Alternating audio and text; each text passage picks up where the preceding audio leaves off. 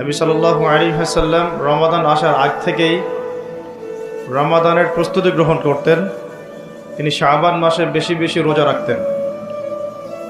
আমরা শাবান মাসের প্রায় শেষের দিকে চলে এসেছি। রমাদান আসার কয়েকদিন আগে তিনি রোজা রাখা বন্ধ করে দিতেন এবং রমাদানের প্রস্তুতি গ্রহণ করতেন। আল্লাহ রাব্বুল আলামিন যে উদ্দেশ্যে এই মাসকে আমাদের উপর গনিমত হিসাবে দিয়েছেন, সেই উদ্দেশ্যটা যেন আমরা বাস্তবায়ন করতে পারি, আল্লাহ পাক তৌফিক দান করেন। সেই উদ্দেশ্যটা হচ্ছে কুতিবা আলাইকুমুস সিয়াম বা'দা আউযু বিল্লাহি মিনাশ শাইতানির রাজীম। আল্লাহ রাব্বুল আলামিন বলেছেন সূরা বাকারার মধ্যে, কুতিবা আলাইকুমুস সিয়াম, তোমাদের প্রতি সিয়ামকে ফরজ করা হয়েছে। কুতিবা মানে অবধারিত করা হয়েছে, ম্যান্ডেটরি করা হয়েছে, অপশনাল না। ইচ্ছা হইলো রাখবা, ইচ্ছা হইলো রাখবা না, এমন নয়। সিয়ামকে ফরজ করা হয়েছে কামা কুতিবা আলাল্লাযীনা মিন ক্বাবলিকুম, ঠিক যেভাবে তোমাদের পূর্ববর্তী উম্মতের উপরেও সওমকে ফরজ করা হয়েছিল। জানলাম সওম আমাদের উপরে ফরজ, জানলাম এই ফরজ আল্লাহ করেছেন, জানলাম এটা আমাদের উম্মতের উপর নতুন ফরজ নয়। এরকম সওম আগের উম্মতের উপরেও কি ছিল।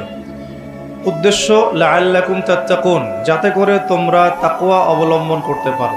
উদ্দেশ্য লাআল্লাকুম তাত্তাকুন, যাতে করে তোমরা তাকওয়া অর্জন করতে পারো।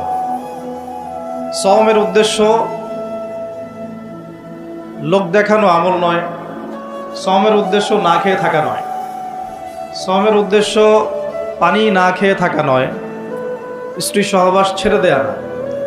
সওমের উদ্দেশ্য এই সবগুলো কাজের মধ্য দিয়ে আল্লাহ পাকের ভীতি, তাকওয়া অর্জন করা। কেমন? গতকাল হয়তো অনেকে রোজা ছিলেন, বৃহস্পতিবার ছিল, হয়তো অনেকে কাজা সওমগুলো রাখছেন বা অনেকে শাবানের সওমও রাখছেন। রোজা রাখা অবস্থায় আমরা কি পানি খেয়েছি, খাবার খাই, স্ত্রী সহবাস করি? খাবার খাওয়া হালাল না হারাম? পানি পান করা হালাল না হারাম? স্ত্রী, বিয়ে করা স্ত্রী, তাকে স্পর্শ করা বা তার সাথে সময় কাটানো হালাল না হারাম? সওম রেখে আল্লাহ পাকের সন্তুষ্টির জন্যে আমি সব হালাল ছেড়ে দিলাম। কি ছাড়লাম? খাবার হালাল ছেড়ে দিলাম, পানি হালাল ছেড়ে দিলাম এবং স্ত্রী হালাল ছেড়ে দিলাম। যে হালাল আমি আল্লাহ রাব্বুল আলামিনের সন্তুষ্টির জন্য ছেড়ে দিলাম, সেই সওম রেখে কি আমি আল্লাহর হারামে লিপ্ত হতে পারি? এবং যতক্ষণ আমরা সওমরত অবস্থায় থাকি, আমরা কি ইচ্ছা করলে খেতে পারি না, চুপ করে পানি পান করতে পারি না, এবং চুপ করে স্ত্রীর সাথে সহবাসও করতে পারি, কেউ দেখার নাই? দেখার আছে? কেন করি না? যে কারণে করি না, ওই কারণটার নাম হলো তাকওয়া। বুঝাতে পারতেছি? যে কারণে করি নাই, সেই কারণটার নাম কি? কেন করি নাই? কারণ আমি উপলব্ধি করেছি আমি খেতে পারবো না, আল্লাহ আমাকে দেখবেন। রোজা রাখা অবস্থায় আমি পানি পান করি নাই, কারণ আমার মধ্যে এই কনসিয়াসনেস ছিল যে আল্লাহ আমাকে দেখছেন। স্ত্রী সহবাস করতে পারতাম, করি নাই কেন? কারণ আমি উপলব্ধি করেছি বা আমার মনে এই কনসিয়াসনেস ছিল যে আল্লাহ আমাকে দেখছেন, আর কেউ না দেখুক আল্লাহ পাক দেখছেন। এই আল্লাহ কনসিয়াসনেস বা আল্লাহ সম্পর্কে সচেতনতা, এটার নাম হলো তাকওয়া। এই তাকওয়ার শিক্ষা দেওয়ার জন্য সওম আমাদের জীবনে প্রতি বছর ঘুরে ঘুরে আসছে রমাদান। এখন যে সওম রেখে আমরা আল্লাহ পাকের হালাল ছেড়ে দিলাম এই চিন্তা করে যে আল্লাহ আমাকে দেখছেন, আল্লাহ আমাকে শুনছেন, সেই সওম রেখে কেউ কি আল্লাহর হারামে লিপ্ত হতে পারবে?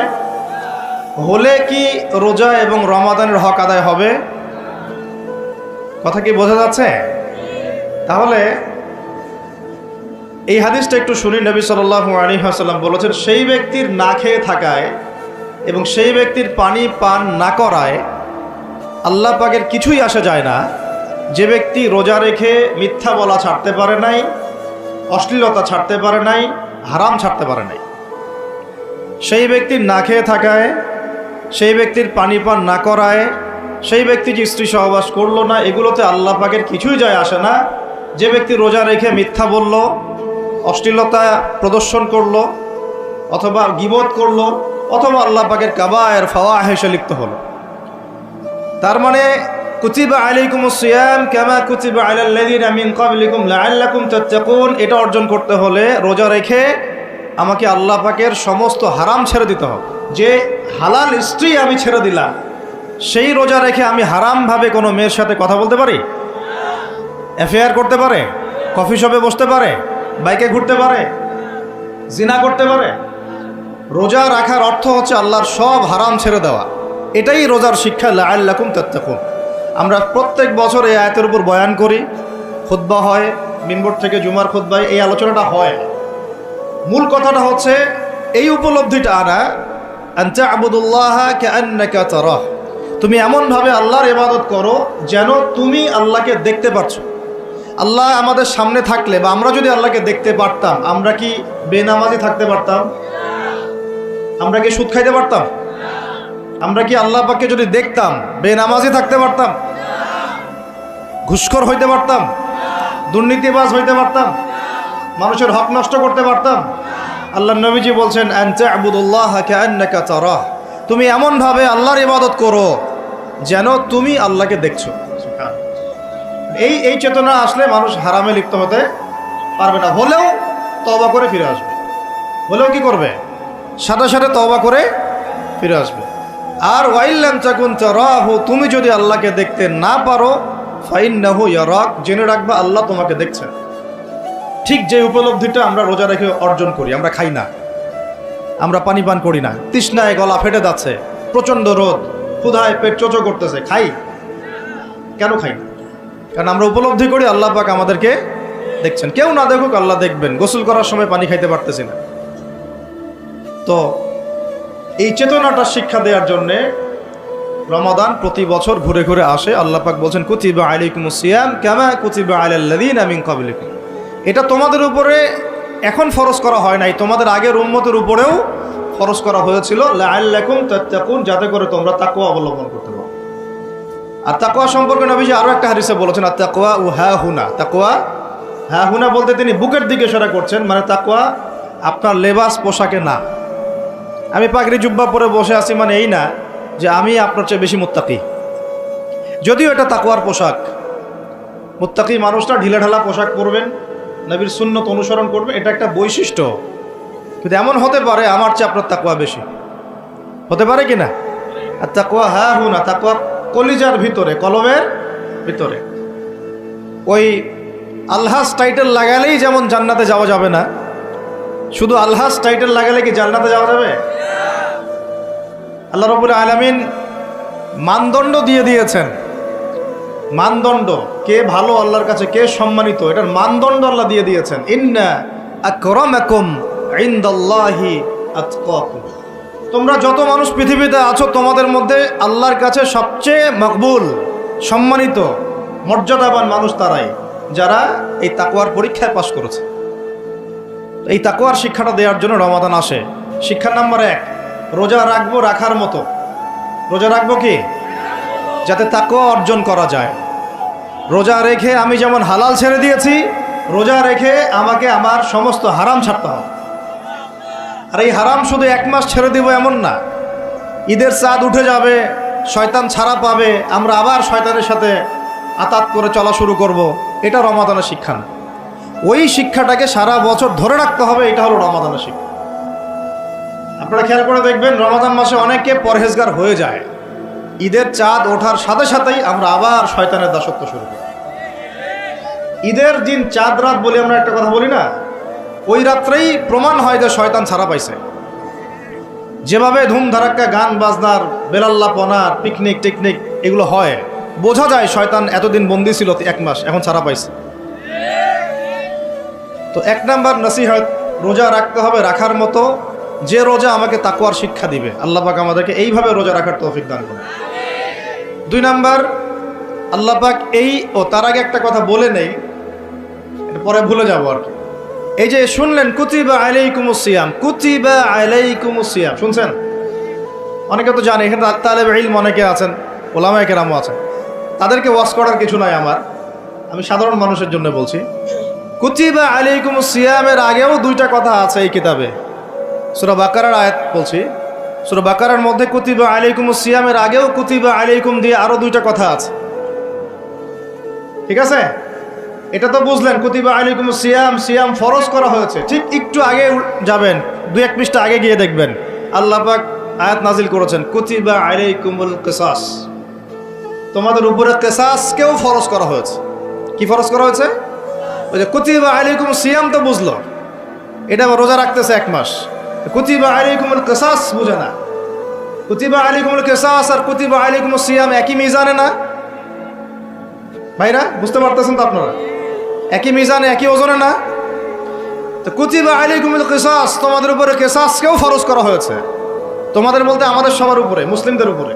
কিসাসটা কি? কিসাসটা কি?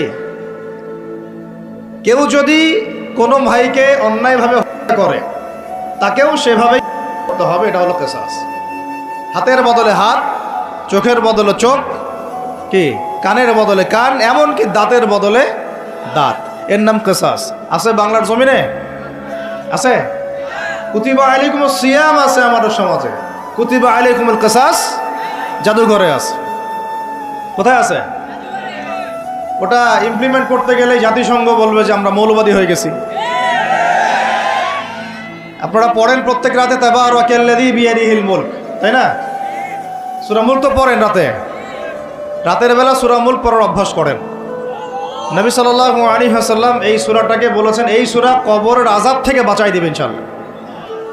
উসমান রাদিয়াল্লাহু আনহু সামনে জান্নাত জাহান্নামের আলোচনা করা হলে তিনি কাঁদতেন না, খুব কম কাঁদতেন, কিন্তু কবরস্থানে কবর দেখলে তার দাড়ি অশ্রু দিয়ে ভিজে যাইত। আর এই জায়গায় যে পার পাবে সে সব জায়গায় পার পেয়ে যাবে ইনশাআল্লাহ। ওই জায়গার একাকিত্বে ওই আযাব থেকে বাঁচাবে একটা সূরা, কি নাম?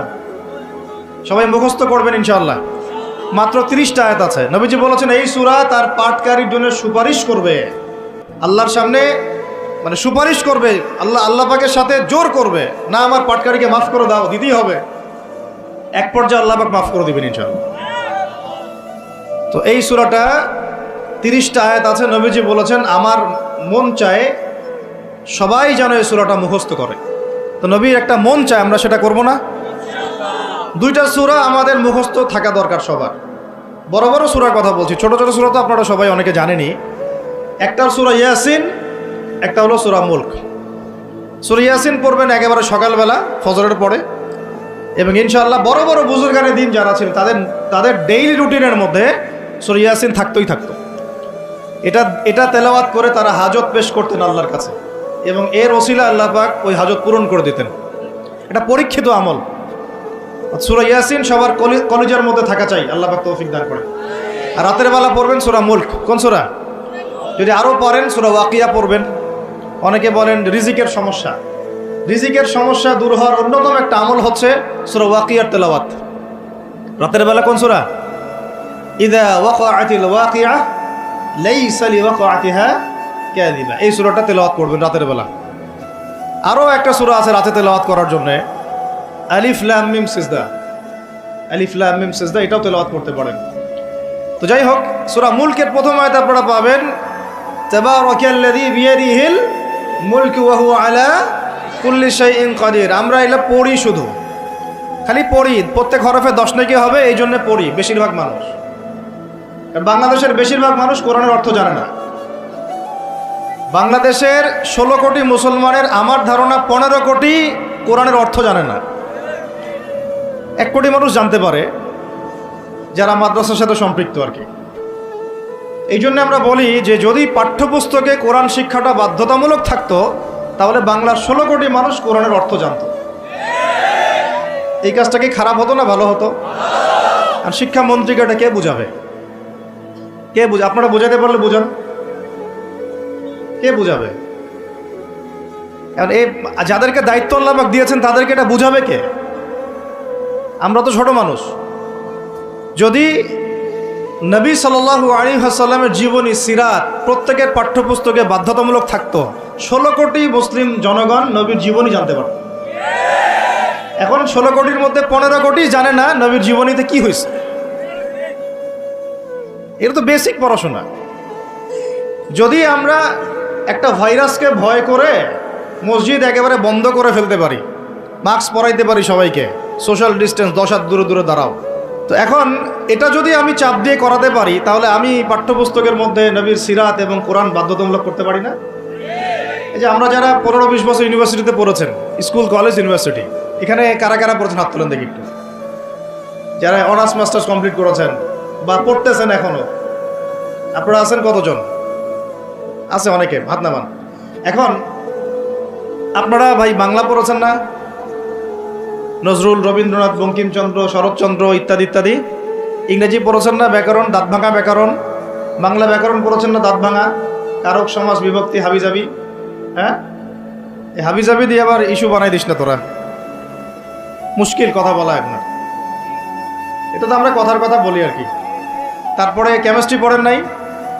হ্যাঁ, ফিজিক্স পড়েন নাই? বায়োলজি পড়েন নাই? তারপরে আমরা হায়ার ম্যাথ করতাম, জটিল জটিল সূত্রগুলো মুখস্থ করেন নাই? কত কি পড়েছেন। কিন্তু এই পড়াশোনাগুলো কেন করেছেন? সিলেবাসে ছিল, আমাকে পড়তে হবে, যদি না পড়ি পরীক্ষায় পাস করতে পারবো না, পরীক্ষায় পাস না করলে রেজাল্ট আসবে না, রেজাল্ট না আসলে চাকরি পাবো না, চাকরি না পাইলে রিজিকের ব্যবস্থা হবে না, রিজিকের ব্যবস্থা না হইলে বিয়ে শাদী হবে না, বিয়ে শাদী না হইলে জীবনটাই বরবাদ। এই তো ফিলোসফি, তো এইটাই, রাস্তা তো এটা না।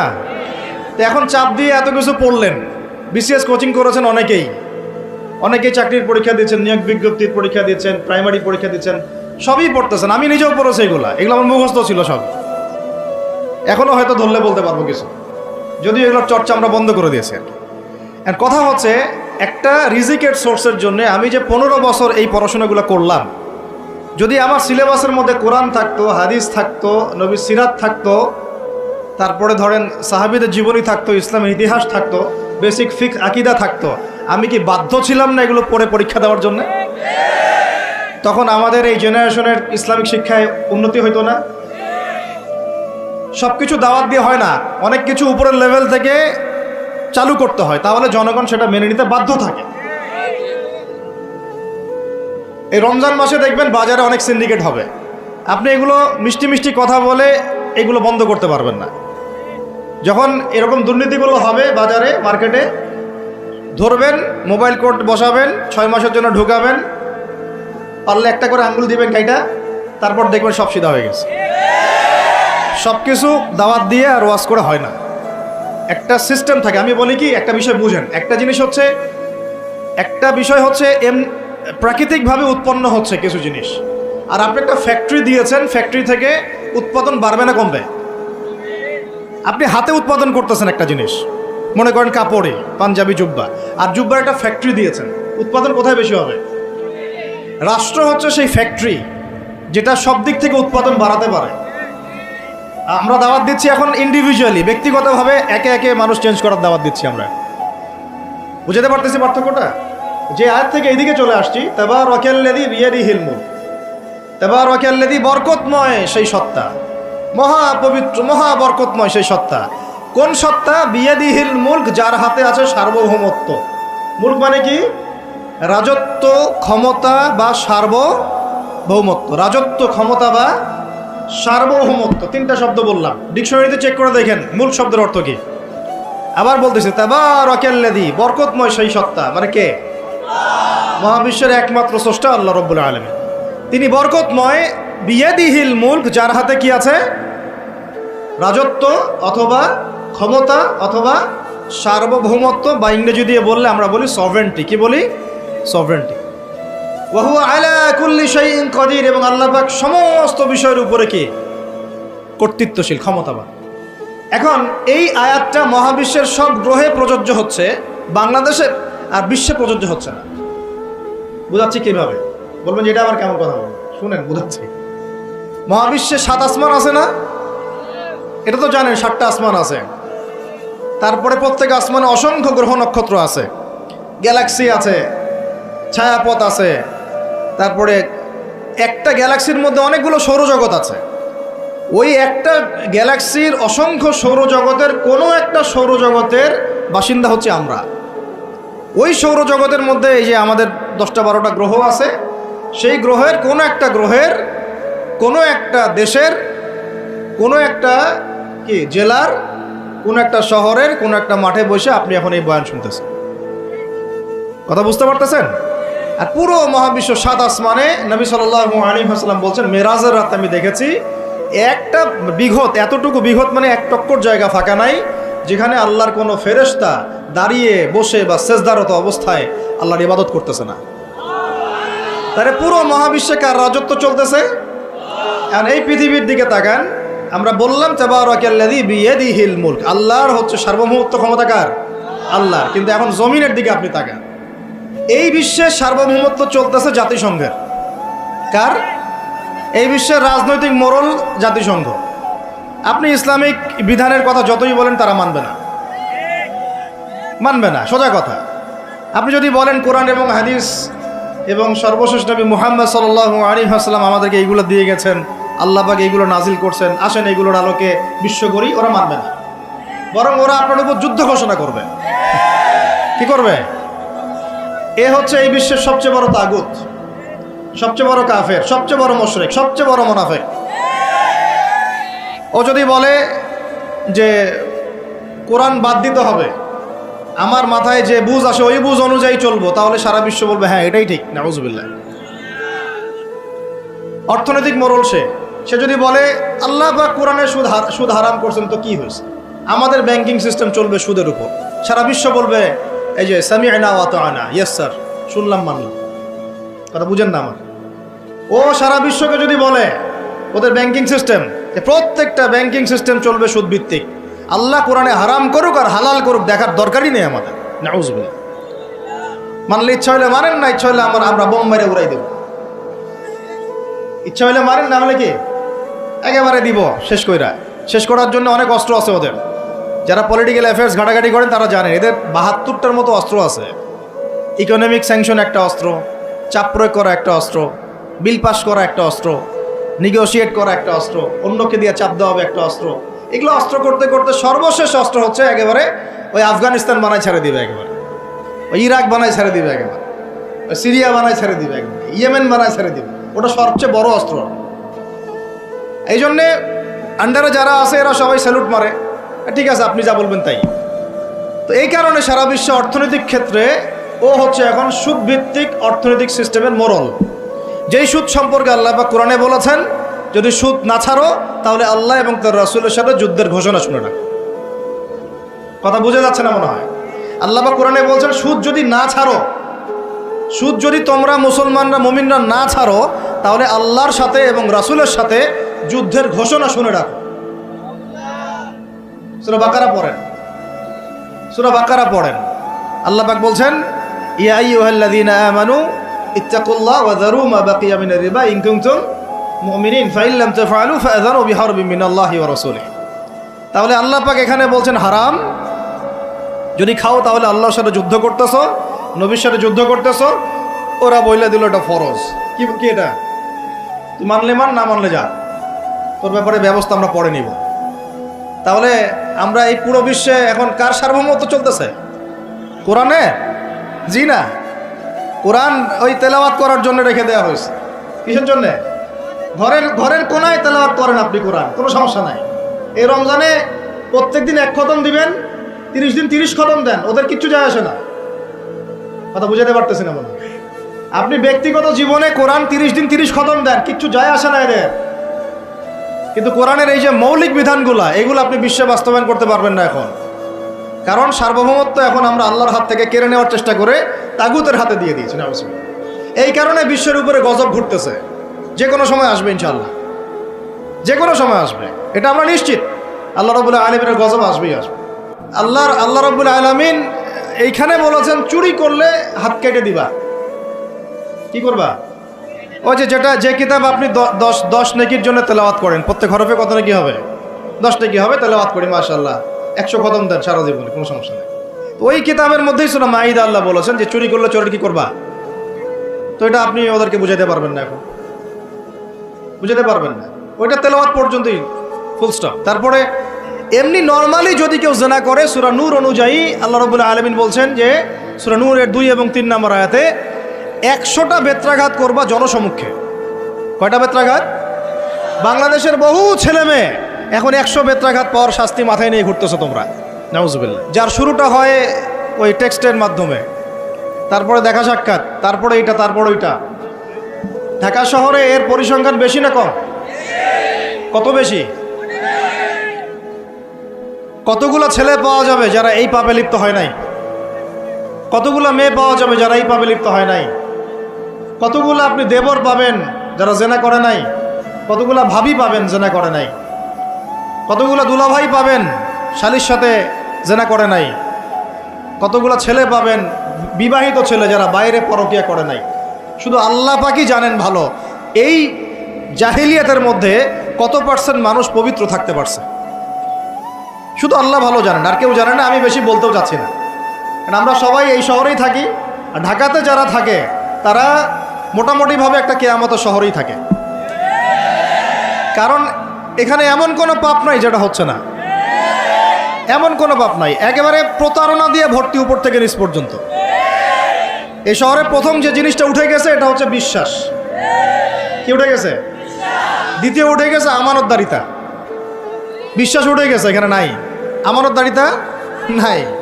কে কার উপর দিয়ে টক্কর দিতে পারে এটা হচ্ছে আমাদের এজেন্ডা আর কি। একটা রাস্তার যে ভিক্ষুক, এরও মাথায় যে এত শয়তানি বুদ্ধি, আর অন্য অন্য সেক্টর না হয় নাই বললাম।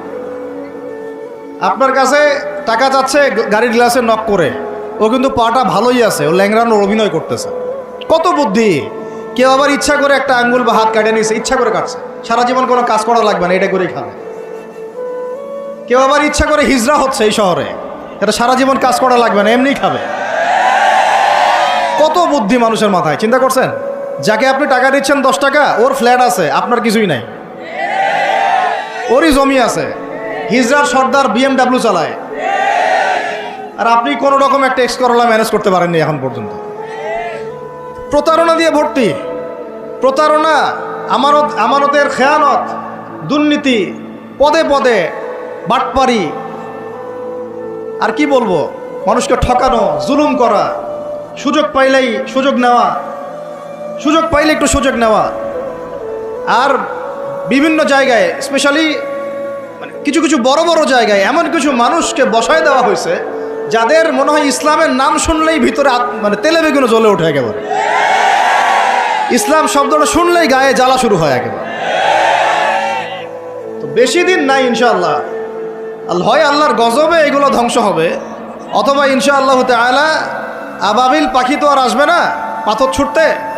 আবাবিল তো পাখির নাম না, আবাবিল মানে তো ঝাঁকে ঝাঁকে, মানে এটা তো ওই আবরাহার বাচ্চা আবরাহার যুগ না যে আবাবিল আসবে আর পাথর ফেলবে। আসবে, পাথর ফেলার প্রজন্ম তৈরি হবে ইনশাআল্লাহ। মূল সমস্যাই হচ্ছে করাপশন, দুর্নীতি, মূল সমস্যাই। এটা যদি না থাকতো সারা বিশ্বে বাংলাদেশকে টক্কর দেওয়ার মতো কান্ট্রি খুব কমই থাকতো। কে না জানে এগুলা? সবাই জানে, আর আমরা মেনেও নিয়েছি এগুলা ভাই, চুপচাপ মনে মনে মেনে নিয়েছি যে ওইখানে গেলে এত দেওয়া লাগবে, ওইখানে এত না দিলে আমার এটা হবে না, ওইখানে এটা দিতে হবে, ওইখানে এটা করতে হবে, আমরা মেনেও নিয়েছি মাশাআল্লাহ। আর যখন জুলুম মানুষ মেনে নেয় তখন আরো বড় জালেমকে আল্লাহ পাক চাপায় দেয়। এই জন্য আমাদের এই অবস্থা সংশোধন হচ্ছে না, ইল্লা মাশাআল্লাহ। আল্লাহ যে কবে করবেন আল্লাহ ভালো জানেন। তবে বিশ্বাস করেন, আপনারা বলেন যে এখন মুসলিম প্রধান দেশ, আমি একটা স্টেটমেন্ট দিয়ে দিচ্ছি এখন বসে বসে, এখন এটা হচ্ছে একটা মুনাফেক প্রধান দেশ। প্রমাণ করতে চাইলে আমার সাথে বসেন। মুনাফেকের আলামত যে কয়টা আছে, কি 1 নাম্বার কি? কথা বললেই মিথ্যার উপর দাঁড়ায় আছেন সবগুলা। 2 নাম্বার, আমানত রাখলেই খেয়ানতের উপর খেয়ানত, খেয়ানতের উপর খেয়ানত। মনে করেন আমি একজন ইমাম সাহেব, আমি যদি আমার দায়িত্বে পালন ঠিক মতো না করে আমিও খেয়ানতকারী। এই যে লেকচার দিতে বসছি, এখন আমি যদি চিন্তা করি যে ডাইনে বামে কথা বলে সময় পার করে দেই, হক কথা বলার দরকার নাই, বললে আবার এটা সেইটা, আমি হচ্ছে এখানে এই চেয়ারের খেয়ানতকারী। প্রত্যেকটা ক্ষেত্রে চলতেছে এগুলা। 3 নাম্বার হচ্ছে যখনই ওয়াদা করে, কি করে বলেন তো? কয়জন ওয়াদা রাখি আমরা? কোনো কোনো সময় দেখা যায় অমুসলিম ওয়াদা রাখছে, মুসলমান রাখে নাই। দুধ কিনতে যাবেন, আমরা হিন্দু ভাইয়ের দোকান খুঁজতেছি, ও পানি মিশাবে না, আপনার কনফিডেন্স তৈরি হয়ে গেছে। মুসলমানের দোকানে যান না, কেন? ও পানি মিশাবে। কি একটা অবস্থা, কি একটা অবস্থা! নবী সাল্লাল্লাহু আলাইহি ওয়াসাল্লাম একদিন এভাবে লেকচার দিচ্ছেন, মানে খুতবা দিচ্ছেন। একজন দাঁড়িয়ে বলছেন, সাহাবী, যে কবে কিয়ামত হবে ইয়া রাসূলুল্লাহ?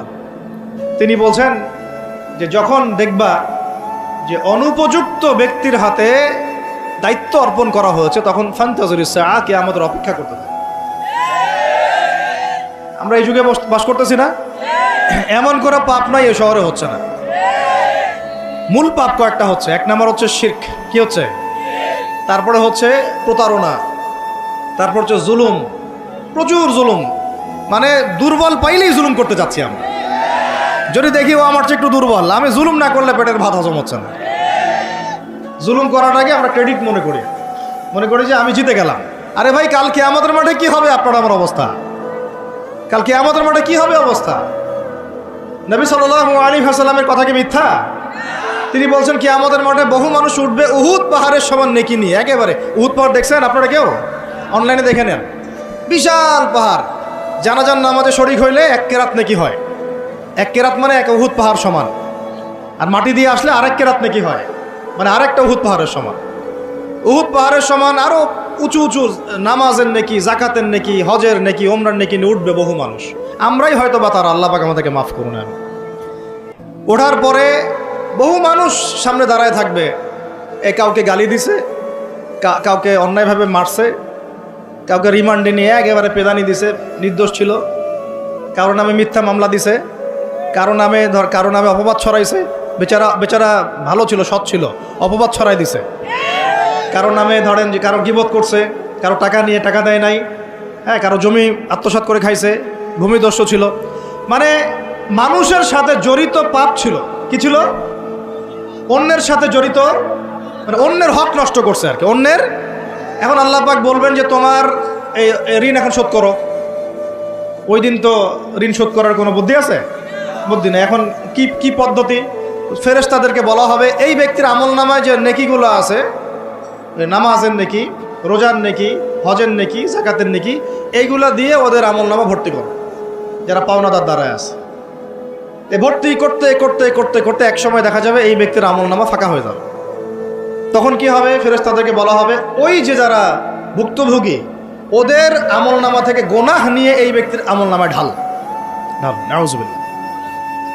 এরপরে ওই ব্যক্তিগুলো দেখা যাবে জান্নাতে চলে গেছে। মাজলুম ছিল পৃথিবীতে, ওই দিন সফল হয়ে গেছে, জান্নাতে চলে গেছে। এবারটা দুনিয়া জালেম ছিল, এ জাহান্নামে চলে গেছে। নাউজুবিল্লাহ। আল্লাহ পাক আমাদেরকে এরকম মানুষের হক নষ্ট করা থেকে হেফাজত করে না। ভাই, মানুষের হক নষ্ট করতে যায় না। নিজে আমল তো এমনিই কম, ভাঙাচুরা ইমান, মুনাফিকের মতো বসবাস করতেছি। এখন তো আমরা মুনাফিকের মতো বসবাস করতেছি এই দুনিয়াতে। এখন যারা আমার মনে হয় মন থেকে ইমানের দাবি করতে পারে শক্তভাবে যে হ্যাঁ আমরা ইমানদার, এরা হচ্ছে গাজ্জার ওই মুজাহিদ ভাইরা। বুঝেন না এই কথা? তারা মনে হয় দাবি করতে পারে যে হ্যাঁ আমরা ইমানদার। আমরা তো নেফাকের উপরে আছি। এখন আমরা তো স্বীকৃতি দিতে পারতেছি না, এখন সত্যকে স্বীকৃতিও দিতে পারি নাই। বরং আমরা মানচিত্র থেকে ফিলিস্তিনের মানচিত্র উঠাই দিলাম, দিয়ে যারা জালেম ওদেরটা প্রতিষ্ঠা করলাম। ওইটাও পাঠ্যপুস্তকে আসছে। আপনারা তো শুধু একটাই শুনে বসে আছেন, একটাই শুনে আছেন না আপনারা? শরীফ শরীফা তো আছেই, এইটাও একটা ইস্যু ছিল। আল্লাহ পাক আমাদেরকে চোখ খুলুন, আল্লাহ পাক আমাদের চোখ খোলার তৌফিক দান করেন। আর ভাই, বাইরের চোখ তো সবারই খোলা, ভিতরের চোখটা খোলার তৌফিক দান করেন। আমি অনেক ভিতরে চলে আসছি, বুঝাইতে চাচ্ছিলাম যে এই বিশ্বে এখন আল্লাহ পাককে সার্বভৌম ক্ষমতার অধিকারী মানা হচ্ছে না। এটা হচ্ছে বৈশ্বিক শিরক। রাজনৈতিক ক্ষেত্রে আমরা আল্লাহর সার্বভৌমত্ব মানছি না, অর্থনৈতিক ক্ষেত্রে আমরা আল্লাহর দেয়া বিধান মানছি না, শিক্ষা ক্ষেত্রে আমরা আল্লাহ পাকের দেয়া শিক্ষানীতি মানছি না, সংস্কৃতির মধ্যে আমরা আল্লাহর সংস্কৃতি মানছি না, ব্যক্তি জীবনে, ইবাদতের জীবনে, পারিবারিক জীবনে, সামাজিক জীবনে আমরা আল্লাহ পাকের সার্বভৌমত্বকে বাদ দিয়ে মানুষের সার্বভৌমত্ব প্রতিষ্ঠা করেছি। আর আমরা তেলাওয়াত করতেছি তাবারাকাল্লাযী বিয়াদিহিল মুলক, আবার পড়তেছি কুলিল্লাহুম্মা মালিকাল মুলক, হে বলুন হে রাজত্বের অধিকারী, তুতিল মুলকা মান তাশা ওয়া তানজিউল মুলকা মিম্মান তাশা। আয়াতটা জানেন না আপনারা? সূরা আলে ইমরানে আছে। তো আমাদের কথা আর বাস্তবতার মধ্যে অনেক ফারাক। আল্লাহ পাক আমাদেরকে কোরআন গভীরভাবে অনুধাবন করার তৌফিক দান করেন। খালি তেলাওয়াত করলেই হবে না ভাই, এর অর্থটা জানতে হবে। অর্থ না জানলে পরে তেলাওয়াত করলে নেকি হবে না এটা বলি নাই আমি, বলেছি শুধু তেলাওয়াত করলেই পুরো হক আদায় হয় না, শুধু তেলাওয়াত করলেই পুরো হক আদায় হয় না, হয় না, হয় না, 100 বার হয় না। আবার বলতেছি শোনেন ভালো করে, তেলাওয়াত করলে প্রত্যেক হরফে 10 নেকি হয়, কিন্তু শুধু তেলাওয়াত করলেই কোরআনের সম্পূর্ণ হক আদায় কোশ্চিনকালেও হয় না। এই যে অর্থগুলো না জানলে আপনি কিভাবে বাস্তবায়ন করবেন, বুঝবেন কিভাবে, কি বলেছেন আল্লাহ পাক কোরআনে? এই যে একটা আয়াত নিয়ে এতগুলো কথা বললাম, আপনারা এখন চোখ খুললো যে সারা বিশ্বে আল্লাহর সার্বভৌমত্ব সভরেন্টি নাই। এখন আমরা মানুষ একটা প্রতিষ্ঠা করেছি কিছু কিছু জায়গায়, ইল্লা মাশাআল্লাহ, কিছু কিছু জায়গায় আমরা মেনে নিয়েছি যে আল্লাহ পাকই সার্বভৌমত্ব ক্ষমতার অধিকারী। এখন তো এটা মানুষের হাতে উঠাই দিয়েছেন। আল্লাহ পাক আমাদেরকে পাঠাইছেন দুনিয়াতে তার খলিফা হিসেবে। কি হিসেবে? আল্লাহর খলিফার কাজ কি? শয়তানের দাসত্ব করবে না আল্লাহর? বলেন, আল্লাহর খলিফার বৈশিষ্ট্য কি, ফাংশন কি? সে কি শয়তানের দাসত্ব করবে না আল্লাহর? সে কি আল্লাহর বিধান মানবে না শয়তানের? সে কি আল্লাহর সার্বভৌমত্ব মানবে না শয়তানের? তাহলে আমরা আল্লাহ পাকের কয়টা বিধান বাস্তবায়ন করতে পারছি? একজন আমাকে খুব কড়া ভাষায় বলছিলেন একদিন যে আপনি প্রথম ব্যক্তি মনে হয় বলেছেন ঢাকা হচ্ছে দ্য সিটি অফ আখিরুজ্জামান।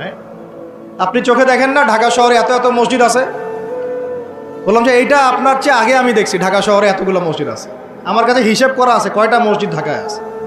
তাহলে আপনি বললেন যে এটা সিটি অফ আখিরুজ্জামান। বললাম ঢাকা শহরে এতগুলো যে মসজিদ আছে কত বছর থেকে আছে? বলছে 50, 60, 70 বছর থেকে। তো বললো 70 বছরে কোরআনের আপনি একটা বিধান বাস্তবায়ন করতে পারছেন ঢাকায়? বলেন, পারছেন? ঢাকা শহরে কি চোরের হাত কাটা হয়? ঢাকা শহরে কি ওই যে জেনার শাস্তি দেওয়া হয়? মদ পান করলে 40 লাঠি দেওয়া হয়? ব্যভিচার করলে রজম দেওয়া হয়? ধর্ষণ করলে প্রকাশ্যে মৃত্যু হয়? মসজিদ দিয়ে কি করবেন আপনি বলেন? এতগুলো মসজিদ দিয়ে কি করবেন? মসজিদে আমরা নামাজ পড়ি, ব্যক্তিগত ইবাদত। আর মানুষের বাঙালিকে কারা জানি বুঝাইছে সারা জীবন যত ইচ্ছা পাপ কর, শেষ জীবন একটা মসজিদ বানায় যাইস বা মসজিদের সভাপতি হয়ে থাকিস, ঠিক আছে? যত ইচ্ছা কর, যা ইচ্ছা কর, সুদ খা, ঘুষ খা, সব কর, শেষে একটা মসজিদ বানাই দিস। কারণ হাদিসটা হচ্ছে মান বানা লিল্লাহি মাসাজিদান বানাল্লাহু বাইতান ফিল জান্নাহ। কেউ যদি আল্লাহর জন্য একটা মসজিদ বানায়, আল্লাহ পাক তার জন্য জান্নাতে একটা ঘর বানাবে। ব্যাস, এই হাদিসের উপর আমল কইরা কবরে যাবে। সারা জীবন যে আমি মাশাআল্লাহ নাউজুবিল্লাহ আল্লাহর কোনো বিধানই মানলাম না, না নামাজ, না যাকাত, না সাদাকা, না এই যে কোরআন এর হক আদায় করা, না আমর বিল মারুফ, না নাহি আনিল মুনকার, না ইকামাতের দিন, ইত্যাদি ইত্যাদি। অনেক অনেক গভীর ভাই, আলোচনাও গভীর, পরিবেশও অনেক গভীর, অন্ধকারও অনেক গভীর।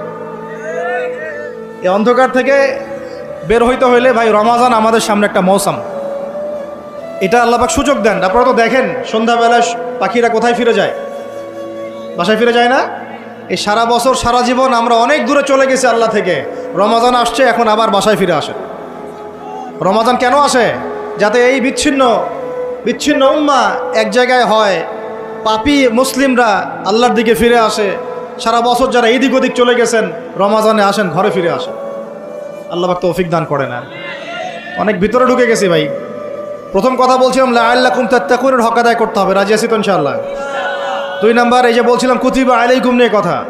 কুতিবা আলাইকুম শুধু সিয়াম না, কুতিবা আলাইকুম কিসাসও আছে এখানে। কোন কিতাব? এখানে আছে না? নাকি বাড়ায় বললাম? আর এই কোরআন তো ভাই সবারই বাসায় আছে, কেন মানতে চান না? এত কেন ভনিতা কোরআনের সাথে? বাঁচবই বা কতদিন আমরা? সর্বোচ্চ 100 বছর। ভাই সবাইকেই তো একা একা আল্লাহর সামনে দাঁড়াইতে হবে, তাহলে এত ভনিতা কিসের? এত নেফাকি কেন? এত অস্বীকৃতি কেন? ইসলাম নিয়ে এত অ্যালার্জি কেন? আল্লাহ রসুল এবং ইসলামের নাম শুনলে গা জ্বলে কেন? কোরআন সুন্নাহর বিধানের কথা শুনলে কেন মনে হয় যে বাঁকা চোখে তাকান কেন? না জানি আবার কি বলতেছে, কোন জঙ্গি আসলো, কোন সন্ত্রাসী আসলো, এগুলো কি শুরু করছেন? এটা কোরআনের কথা, হাদিসের কথা, আল্লাহর কথা, রসুলের কথা। এখানে এইসব শব্দ প্রয়োগ করেন কেন? কবরে কি আমরা যাব, আপনারা যাবেন না? আপনাদেরকে হিসাব দেওয়া লাগবে না? কি মনে করতেছেন আপনারা? আর এই উম্মার বিজয়ের জন্য কি শুধু আমাদের একার দায়িত্ব না, সবার দায়িত্ব আছে? সবাই মিলে তো শক্ত হাতে একটা হাতল ধরলে না ইসলাম বিজয় হবে। তা আল্লাহ পাক যে ক্ষমতা যাদেরকে দিয়েছেন, কেন আপনারা বুঝতে চেষ্টা করেন না যে আল্লাহ রাব্বুল আলামিনের কাছেই সার্বভৌম ক্ষমতা, তার বিধান বাস্তবায়ন করেন, আল্লাহ পাক আপনাদেরকে আরও শক্তিশালী করবেন ইনশাআল্লাহ। যদি না করেন তাহলে শোনেন, একটা সময় পর্যন্ত আল্লাহ পাক ছাড় দেন। এটা ইতিহাস। নমরুদ একটা লম্বা সময় ছাড় পাইছে, ফিরআউন আরো লম্বা একটা সময় ছাড় পাইছে, আদ জাতি, সামুদ, আসহাবুল আইকা, মাদিয়ান, লুত, কত যে কম চলে গেছে হিসাব নাই। ইতিহাসটা খালি পড়বেন কোরআনের, কত যে কম পৃথিবী থেকে চলে গেছে এরই হিসাব নাই। আল্লাহ পাক জানাইছেন অল্প কিছু, বাকি কিছু জানানো নাই আল্লাহ পাক আমাদেরকে। আল্লাহ পাক জানানি নাই অনেক কিছু আমাদেরকে, যেগুলো আমাদের দরকার সেগুলো জানাইছেন কিছু কিছু। কেউ কি টিকতে পারছিল? কেউ কি আল্লাহর বিধানের বাইরে গিয়ে চলতে পারছে? দুনিয়া টিকতে পারছে? কেউ কি চিরস্থায়ী ছিল? কোনো নবীও তো চিরস্থায়ী ছিল না। তাহলে কিসের পিছনে ছুটতেছেন? আল্লাহ পাক আমাদের সবাইকে কথাগুলো বোঝার তৌফিক দান করেন। ব্যক্তি জীবন থেকে শুরু করে এক সর্বোচ্চ লেভেল পর্যন্ত কোরআন, হাদিস, ইসলামকে বাস্তবায়ন করার তৌফিক দান করেন। আল্লাহ পাক যাদের মধ্যে এই সততা আছে, এই মানুষগুলোকে আল্লাহ পাক আমাদের ঊর্ধ্বতন কর্তৃপক্ষ বানায় দেন, আমিন। বা যারা আছেন তাদেরকে আল্লাহ পাক হেদায়েত দান করেন। রমাজানের এই শিক্ষাটার সামনেও এরকম দুই একটা শব্দ আছে, কুতিবা আলাইকুমুল কিসাস। আর একটা তো বললে তো মাথাই খারাপ হয়ে যাবে, বলবো? ওই যেখানে দেখছেন কুতিবা আলাইকুমুস সিয়াম, কুতিবা আলাইকুমুল কিসাস, এই ডানে বামেই খুঁজবেন, 3টা পৃষ্ঠার মধ্যেই পাবেন। লেখা আছে কুতিবা আলাইকুমুল কিতাল, কুতিবা আলাইকুমুল এটা আবার কি? কুতিবা আলাইকুমুল কিতাল, তোমাদের উপর যুদ্ধকে ফরজ করা হয়েছে। কি ফরজ করা হয়েছে? একা একা আপনি করবেন না, একা একা করবেন না, ইসলামিক রাষ্ট্র করবে, ইসলামের রাষ্ট্রের আমির করবে, তার নেতৃত্বে জনগণ করে, একা একা বিচ্ছিন্নভাবে করে না। কুতিবা আলাইকুমুল কিতাল, এইটা যখন মুসলমানরা ছেড়ে দিয়েছে ওই সময় থেকে এই মাইর খাওয়ার যুগ শুরু হয়েছে। অটোম্যান এম্পায়ারটা সর্বশেষ ওই ফাইট করছিল ওই পশ্চিমাদের সাথে, পরাজিত হয়ে যায় তারা প্রথম বিশ্বযুদ্ধে 1914 থেকে 17-18-র মধ্যে। এরপরে ওই যে ব্রিটেন দখল করে জেরুজালেম, বেলফোর্ট ডিক্লারেশন হয়, তারপরে ইহুদিদেরকে ওই জায়গাটা ছেড়ে দেয়। এরপর থেকে যে 100 বছর হলো, আমাদের খিলাফা পতনের 100 বছর হয়ে গেছে। কত বছর? এটা একটা আশারও কথা। আশার কথা কেন? প্রত্যেক 100 বছর পর পর আল্লাহ পাক পরিবর্তন নিয়ে আসেন, এটা ইতিহাস ঘাটলে পাবেন। 100 বছর পর পর আল্লাহ রাব্বুল আলামিন বড় বড় পরিবর্তন পৃথিবীতে নিয়ে আসেন। যেহেতু খিলাফা পতনের 100 বছর হয়ে গেছে, আশা করা যায় সামনে কিছু ভালো কিছুই হবে ইনশাআল্লাহ। ইনশাআল্লাহ আজ না হোক 100 বছর পরে হলেও ইনশাআল্লাহ বিশ্বের শাসন ক্ষমতা আমাদের হাতে আসবে ইনশাআল্লাহ। তার আগ পর্যন্ত আমরা কেউ স্বাধীন না। তো এখানে কুতিবা আলাইকুমুস সিয়ামও আছে, কুতিবা আলাইকুমুল কিসাসও আছে, কুতিবা আলাইকুমুল কিতালও আছে। ওইটা ছাড়ার পর থেকে আজকে আমাদের এই অবস্থা হয়েছে। এখন ওইদিকে তো আমরা যাইতে পারবো না, এখন আমাদের ওই শক্তি নাই। অতএব ওই আলোচনা না ফুল স্টপ রাখলাম। এখন এই মাসে আমরা কি আল্লাহর দিকে ফিরে আসতে পারি কিনা? অন্তত যারা নামাজ আমরা কাজা করছি বা অলসতা দেখাচ্ছি, রমজান মাসে 5 ওয়াক্ত পাক্কা নামাজি হইতে পারবো তো ইনশাআল্লাহ? না, ফরজ নামাজের সাথে সাথে সুন্নত আর নফলগুলোর পাবন্দ হইতে পারবো তো ইনশাআল্লাহ?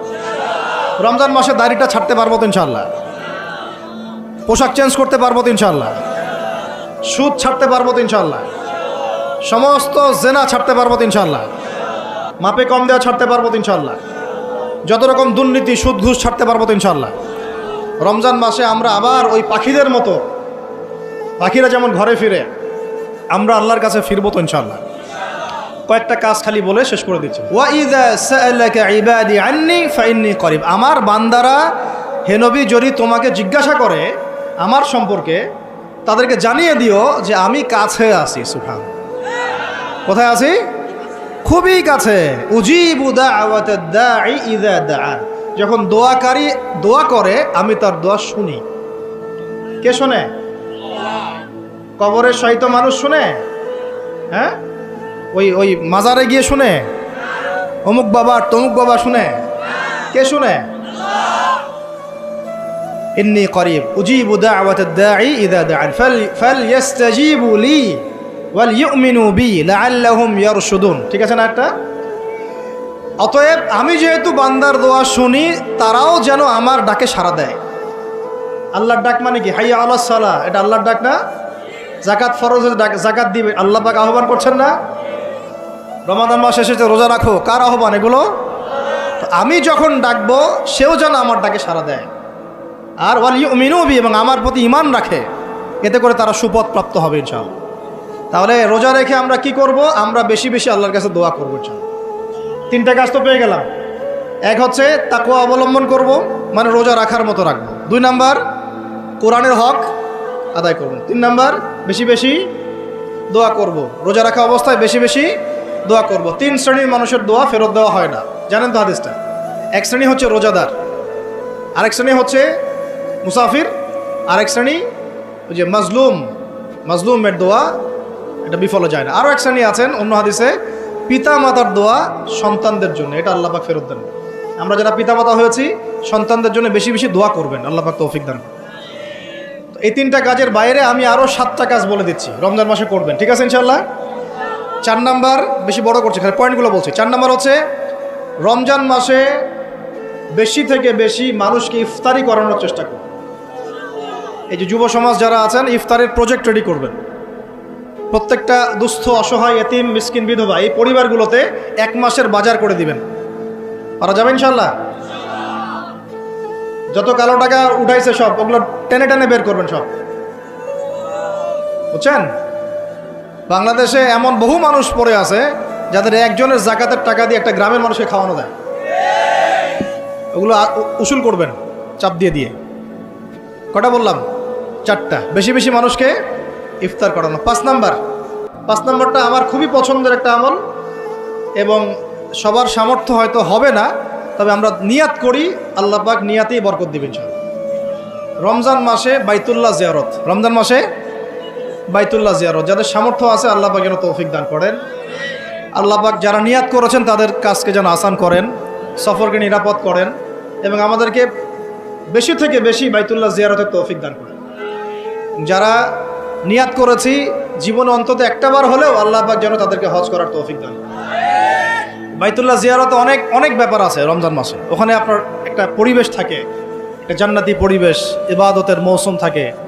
হ্যাঁ, রোজা রাখা, নবী সাল্লাল্লাহু আলাইহি ইসলামের রওজা জিয়ারত, বাইতুল্লাহ তাওয়াফ, ঠিক আছে, ইসলামের ইতিহাসের জায়গাগুলো ঘুরে দেখা, তারাবি, মানে একটা অন্যরকম আমেজ সেখানে বিরাজ করে। আল্লাহ রাব্বুল আলামিন আমাদেরকে রমাদান মাসে বেশি থেকে বেশি বাইতুল্লাহ জিয়ারতের তৌফিক দান করে নেন, আমিন ইয়া রাব্বুল আলামিন। 5 নাম্বার, এটা সবার হয়তো তাকদিরে নসিব নাও হতে পারে, তবে নিয়াত করে রাখেন, আল্লাহ পাক কোনো না কোনো দিন তৌফিক দিবেন ইনশাআল্লাহ। 6 নাম্বার, রমজান মাসে আমরা আমাদের ফরজ আমলগুলো কোনো অবস্থায় ছাড়বো না ইনশাআল্লাহ। স্পেশালি আমি এখানে একটা ফরজের নাম উল্লেখ করছি, সেটা হলো জাকাত। সালাতের কথা আমি না বলে জাকাত বললাম কেন? কারণ নামাজ আপনারা সবাই পড়েন রমজান মাসে, কিন্তু জাকাত বেশিরভাগ মানুষ দেয় না। জাকাত ইসলামী অর্থনীতির মূল ভিত্তি। জাকাত ছাড়া ইসলামী অর্থনীতি সচল থাকবে না। এই কাজটার ত্রুটির কারণে আমাদের এই অর্থনৈতিক স্যাংশন বা সমস্যাগুলো, ইনফ্লেশনগুলো হয়ে যায়। আল্লাহ পাক আমাদের অর্থনীতিবিদদেরকে ইসলামী অর্থনীতি বোঝার তৌফিক দান করে। এই অর্থনীতি ওমরের যুগে ছিল, ওসমানের যুগে ছিল, আলীর যুগে ছিল, আবু বকর তার যুগে ছিল রাদিয়াল্লাহু আনহুম আজমাইন, আল্লাহর নবীর যুগে ছিল। তখন গরিব মানুষ এইভাবে ওই ছেঁচেও একটা খুঁজে পাওয়া যাইতো না, একটা গরিব মানুষ। আর এখন কি অবস্থা তো দেখতেই পারতেছেন। আল্লাহ রাব্বুল আলামিন আমাদের সবাইকে রমাদান মাসে জাকাতগুলো দেওয়ার তৌফিক দান করেন। 7 নাম্বার হচ্ছে রমাদান মাসে এমনিতেই বেশি থেকে বেশি নফল দান সদকা করবেন ইনশাআল্লাহ। আল্লাহ পাক বেশি বেশি নফল দান সদকা করার তৌফিক দান করেন। 8 নাম্বার, রমাদান মাসে ফরজের সাথে সুন্নত আর নফলে অনেক বেশি পাবন্ধ হওয়ার চেষ্টা করবেন। খাস করে রমাদান মাসে কিয়ামুল লাইল এবং তারাবির কোনোভাবে যেন ছুটে না যায়। অনেকে মনে করেন যে তারাবি পড়লে রাত্রে আবার ওঠা যাবে কি যাবে না? যাবে। তারাবির নামাজ আপনি প্রথম রাত্রে পড়লে শেষ রাত্রে আবার নামাজ পড়তে পারবেন ইনশাআল্লাহ, কোনো সমস্যা নেই, বরং ওটা আরও ভালো। ওই সময় আল্লাহ রাব্বুল আলামিন আহ্বান করতে থাকেন, কে আছো চাইবা আমার কাছে আমি দিব, কে আছো আমাকে ডাকবা আমি ডাকে সাড়া দিব, কে আছো আমার কাছে ইস্তেগফার করবো আমি ক্ষমা করব। প্রথম রাত্রেও তারাবি পড়বেন ইনশাআল্লাহ, শেষ রাত্রেও চেষ্টা করবেন অন্তত 2-4-6 রাকাত হলেও নামাজ পড়ার। আল্লাহ পাক তৌফিক দান করুন।